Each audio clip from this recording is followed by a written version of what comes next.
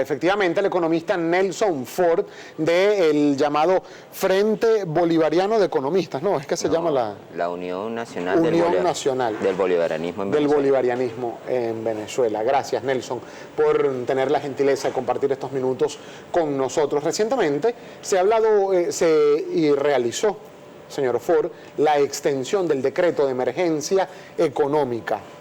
Ya es la cuarta extensión que se le hace al decreto de emergencia económica. ¿Se podría decir que el gobierno del presidente Nicolás Maduro está gobernando Venezuela por decretos?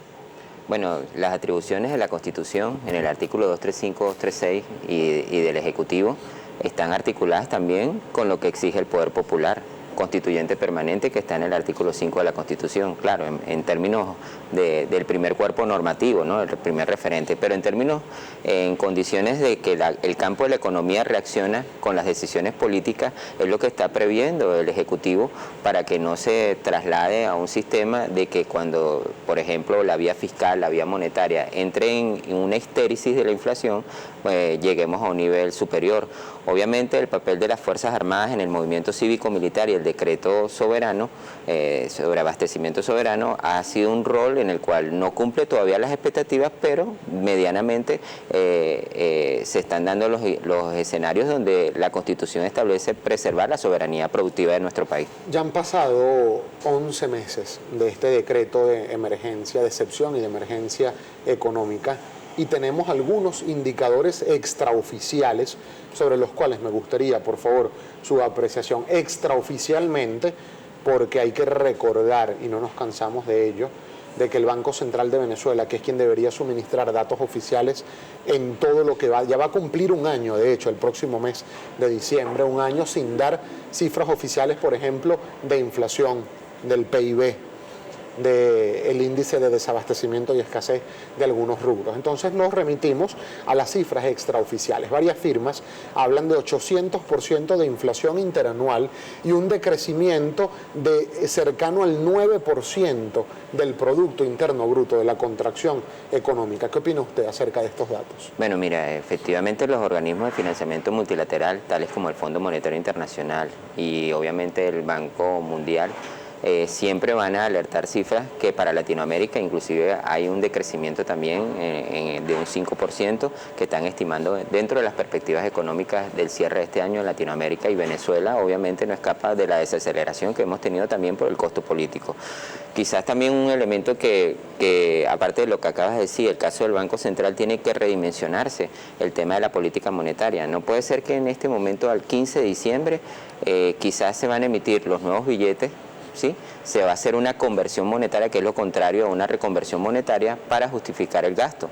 Y eso genera un financiamiento del déficit público, porque si la deuda pública supera las reservas internacionales, hay que reestructurar ese modelo. Creo que la agenda económica bolivariana en este momento tan volátil como la ha llevado el Ejecutivo en un fondo de maniobra estructurado, en este momento sería de una manera más integral que el Banco Central, que el Ministerio del Poder Popular para Banca y Finanzas, las unidades de estructura que se vincula como el campo del turismo, que son fuentes de ingresos para el país.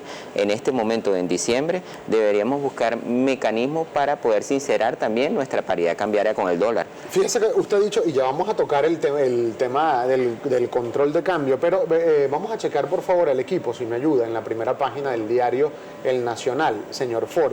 Está este titular: pagos por deuda en el año 2017 superan monto de las reservas internacionales del país. La carga más grande del año próximo será la cancelación de 9.58 millardos de dólares por capital e intereses de bonos de PDVSA y de la República, ni siquiera utilizando todos los ahorros de la nación, que ascienden a 10,8 millardos de dólares, el país podría honrar los compromisos. Es lo que presenta el diario El Nacional el día de hoy, un trabajo especial que destaca en su primera página.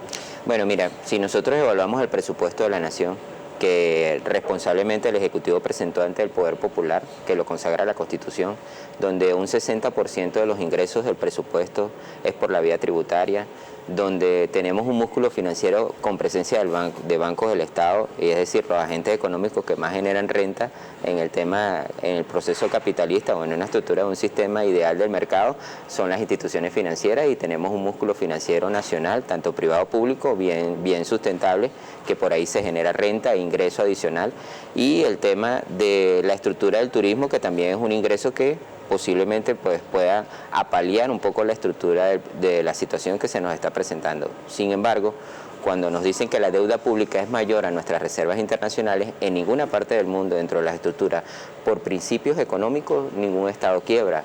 Lo que se hace es una reestructuración sobre los derechos especiales de giro, y que eso está consagrado en la balanza comercial del Banco Central. ¿Hay algún riesgo de default por parte del Estado venezolano, las finanzas venezolanas para el año 2017? Las finanzas públicas de nuestro país en este momento deben ser replanteadas, sobre todo, como te comenté.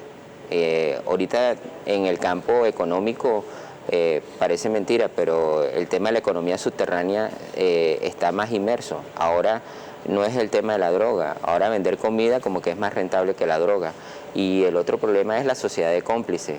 Si nosotros hacemos una reestructuración, hay tres elementos claves en la agenda económica bolivariana, que creo que en este proceso que se está ampliando, la del decreto del estado de emergencia económica, es que la cultura tributaria, la cultura de precios, hay que crear un observatorio de precios que inclusive se está estudiando desde el punto de vista de la misión Abastecimiento Soberano, que está participando el Ministerio de la Defensa.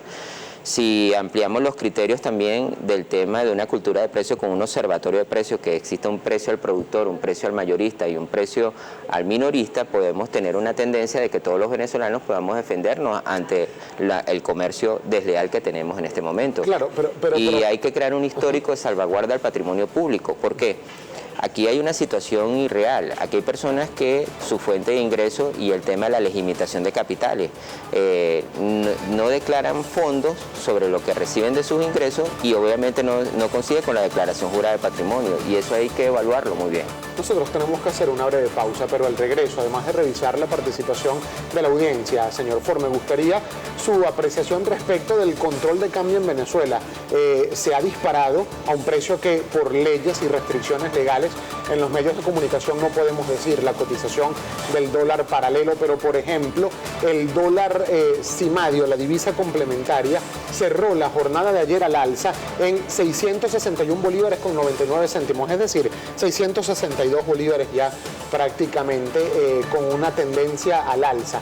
¿Qué está pasando con el dólar en Venezuela? ¿Por qué no se avanzó en la unificación cambiaria que varios miembros del gabinete económico proponían, como por ejemplo el ministro Jesús Faría? ¿Qué cree usted como economista fue lo que ocurrió en ese campo? Lo vamos a conversar al regreso de la pausa. Ya venimos con mucho más de Primera Página.